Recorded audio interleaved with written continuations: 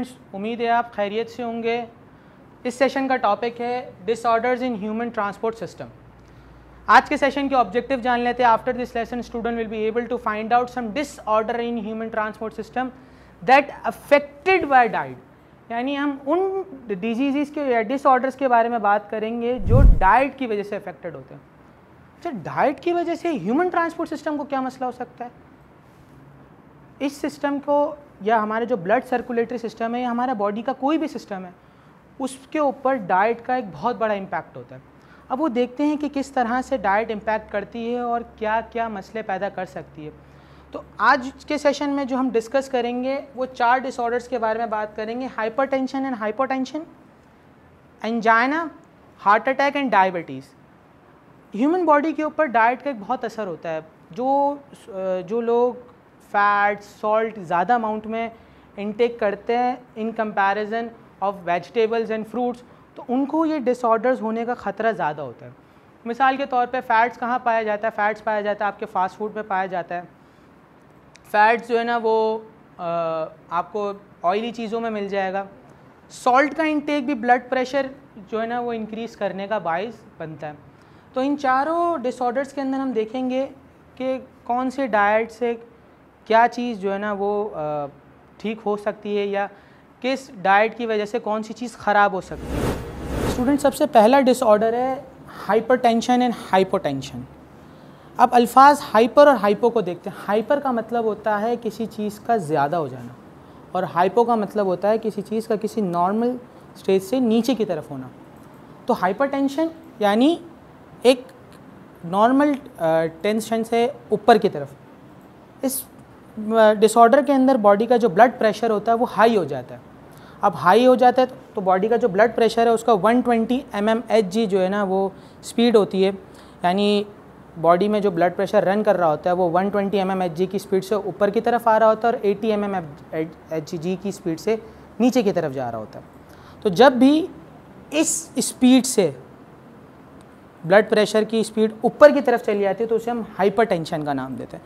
इसके बहुत सारे रीज़न्स हो सकते हैं। कोई स्ट्रेस हो, हमें कोई किसी बात का जो है ना कोई बात हमें परेशान कर रही हो, या हमारी बॉडी के अंदर कोलेस्ट्रॉल लेवल बढ़ गया हो, इसके बहुत सारे रीज़न होते हैं। सॉल्ट इंटेक ज़्यादा हो, काफ़ी रीज़न्स होते हैं हाइपरटेंशन होने के। तो हाइपरटेंशन क्या बात करी हमने? हाई ब्लड प्रेशर यानी नॉर्मल रेंज से यानी 120/80 mmHg की रेंज से ऊपर की तरफ चले जाएगा। जब ब्लड प्रेशर यानी बढ़ जाएगा तो हम उसको नाम देंगे हाइपरटेंशन का।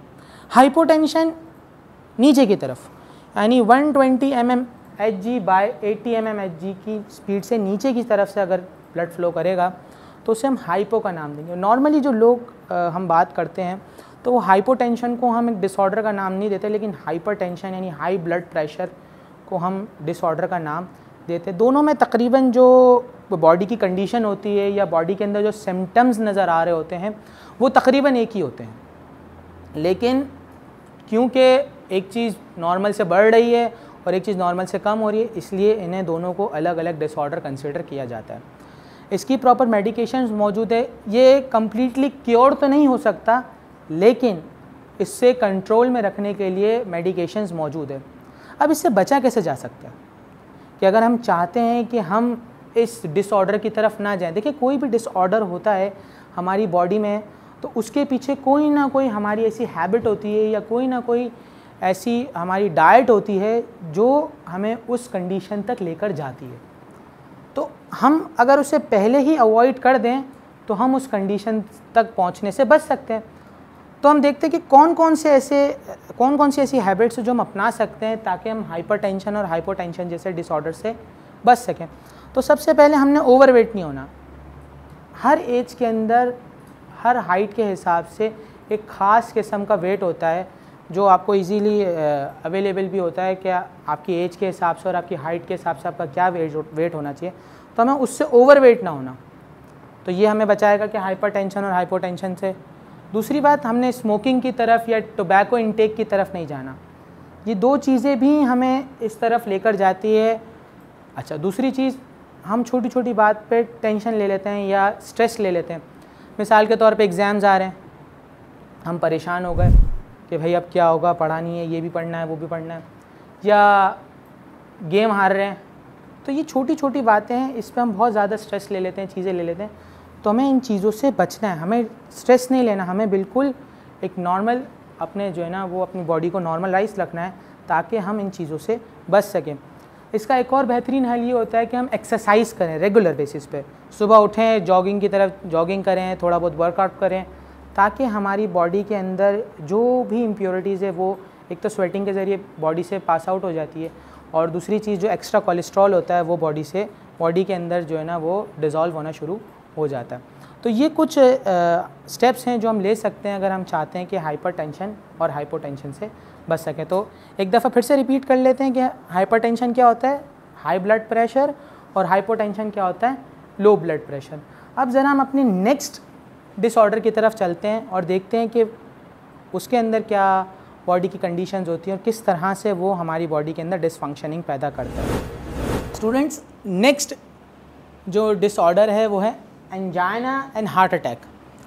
अब एंजाइना उस बॉडी की कंडीशन को कहते हैं जब हमारे हार्ट को ऑक्सीजन रिच ब्लड नहीं मिल रहा होता है, low supply of oxygen rich blood, यानी बॉडी के अंदर हार्ट के अंदर ऑक्सीजन जो है ना वो प्रॉपर अमाउंट में नहीं पहुंच रहा होता है।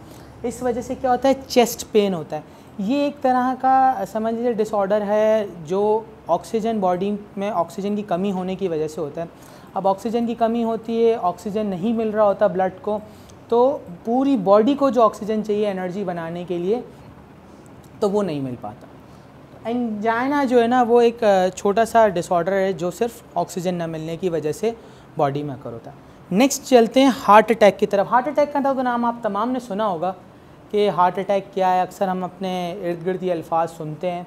तो आज देखते हैं कि ये एक्चुअल में है क्या और इसके अंदर बॉडी की क्या कंडीशन होती हैं, किस तरह से इसे डायग्नोस किया जाता है, क्या बॉडी में सिम्टम्स उभर कर आ रहे होते हैं, तो इसे देखते हैं। तो हार्ट अटैक के अंदर बेसिकली क्या होता है कि आर्टरीज जो हमारी बॉडी के अंदर होती है, जो हमने ब्लड सर्कुलेटरी सिस्टम के अंदर पढ़ी थी कि ब्लड वेसल्स जो है ना उसमें से एक ब्लड वेसल एक आर्टरी है। तो आर्टरी क्या होती है, जो ऑक्सीजनेटेड ब्लड कैरी करती है तो वो नैरो डाउन हो जाती है, यानी जो उसमें ब्लड फ्लो हो रहा है वो ब्लॉक हो जाता है, क्योंकि आर्टरी जो है ना वो नैरो हो गई है तो ब्लड फ्लो जो है ना वो नॉर्मल से कम हो जाता है। अब उस नैरो होने की वजह से क्या होता है कि ब्लड फ्लो कम हो जाता है और ब्लड प्रॉपर बॉडी तक पहुंच नहीं पाता।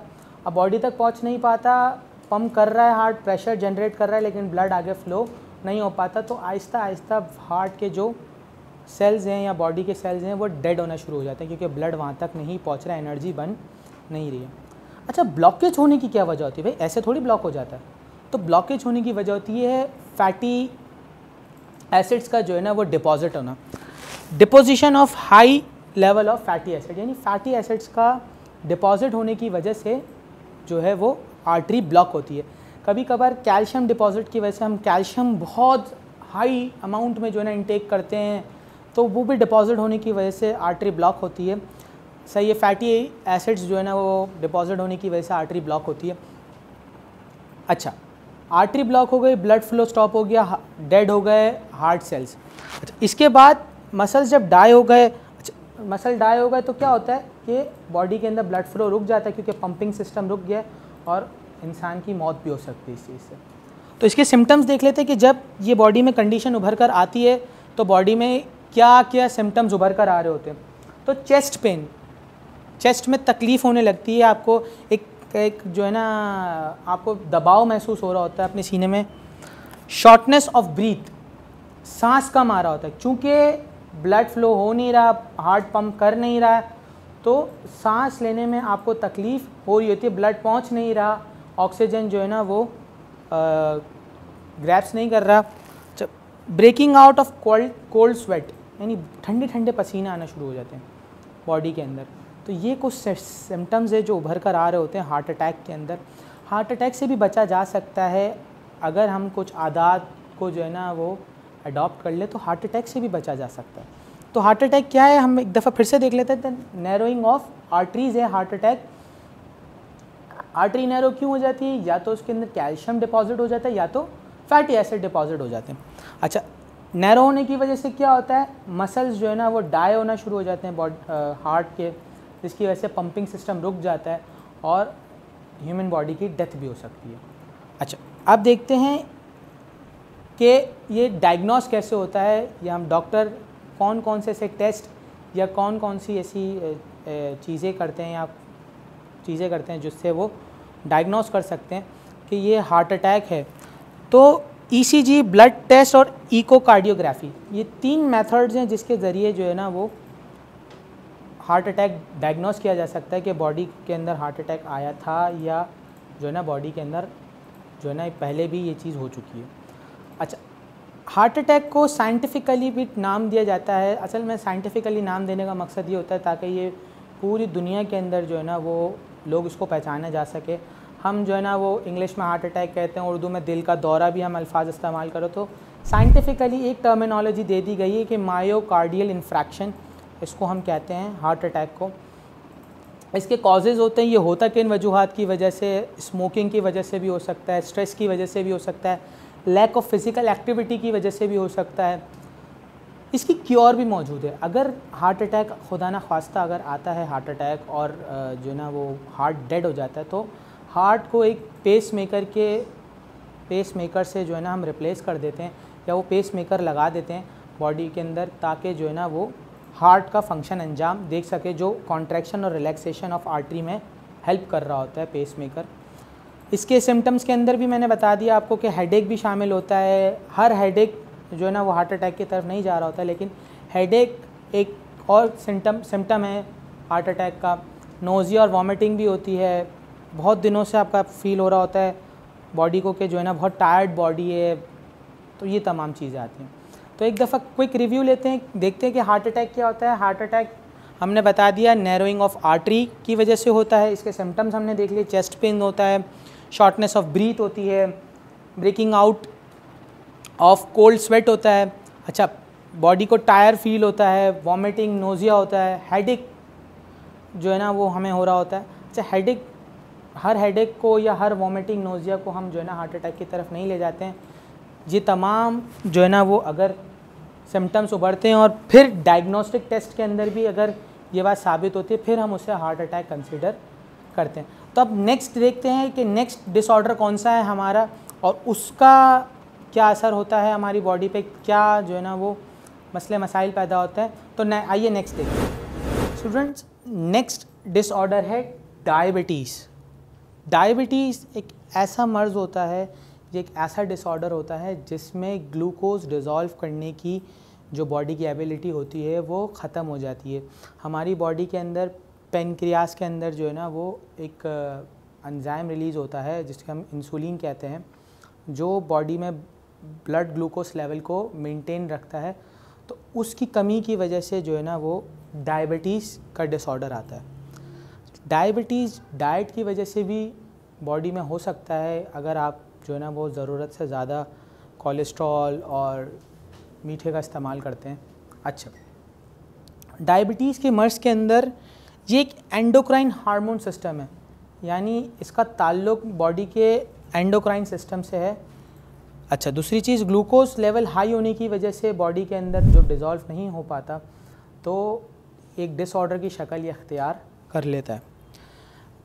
डायबिटिक पेशेंट्स को बार बार यूरिनेशन के लिए जाना पड़ता है, क्योंकि ये किडनी पे भी इफ़ेक्ट डाल रहा होता है, ब्लड ग्लूकोज लेवल हाई होना।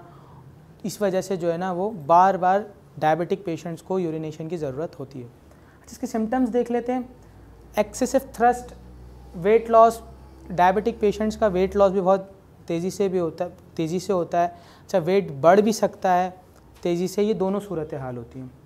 अच्छा, भूख का ज़्यादा लगना, एक्सट्रीम टायर्डनेस, थकावट, छोटा सा काम करा, थोड़ी सी चीज़ अंजाम दी और थक गए, तो ये तमाम सिम्टम्स जो है ना वो डायबिटिक पेशेंट्स के अंदर होते हैं। डायबिटीज़ हार्ट डिजीज़ भी कॉज कर सकता है, डायबिटीज़ किडनी फेलियर भी कॉज कर सकता है, डायबिटीज़ ब्लाइंडनेस की तरफ भी जा सकता है, क्योंकि ये ब्लड शुगर लेवल से इसका ताल्लुक़ है। तो ब्लड पूरी बॉडी में घूम रहा है और ये पूरी बॉडी के किसी भी हिस्से को नुकसान पहुंचा सकता है। डायबिटिक पेशेंट्स को अपने बॉडी के अंदर, क्योंकि उनकी बॉडी में ब्लड शुगर लेवल बढ़ जाता है, तो प्लेटलेट्स की फॉर्मेशन भी नहीं हो पा रही होती, जिसकी वजह से अगर ज़्यादा गहरा कट लग जाए तो डायबिटिक पेशेंट को हील करने में एक नॉर्मल पर्सन से बहुत ज़्यादा टाइम लग जाता है। डायबिटीज़ जो है ना वो क्योरेबल नहीं है। अब तक डायबिटीज़ को क्योर नहीं किया जा सकता, इसको कंट्रोल किया जा सकता है।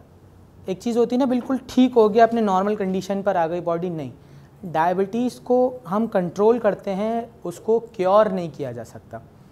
डायबिटीज़ के लिए आप बॉडी में जो है ना वो हम एक्सटर्नली जो है ना वो इंसुलिन बॉडी में इंजेक्ट भी किया जाता है, मेडिसिन्स भी आती हैं इसकी जो बॉडी में ब्लड शुगर लेवल को कंट्रोल कर सकें। तो आज के सेशन के अंदर हम देख लेते हैं कि हमने हार्ट के डिसऑर्डर्स के बारे में पढ़ा, हमने ब्लड सर्कुलेटरी सिस्टम के डिसऑर्डर्स के बारे में पढ़ा। 4 डिसऑर्डर्स के बारे में हमने पढ़ा। इसमें था एक हार्ट अटैक था, हाइपरटेंशन हाइपोटेंशन था, एंजाइना था और चौथा डायबिटीज़ था। तो इन चारों का हमने देखा कि किस तरह से बॉडी पे इम्पैक्ट डालते हैं, इस बीमारी के अंदर या इस डिसऑर्डर के अंदर बॉडी की क्या कंडीशन होती हैं। तो मैं उम्मीद करता हूँ आज के सेशन में आपने बहुत कुछ सीखा होगा। अपना बहुत सारा ख्याल रखिएगा। अगले सेशन में आपसे मुलाकात होगी। खुदा हाफिज़।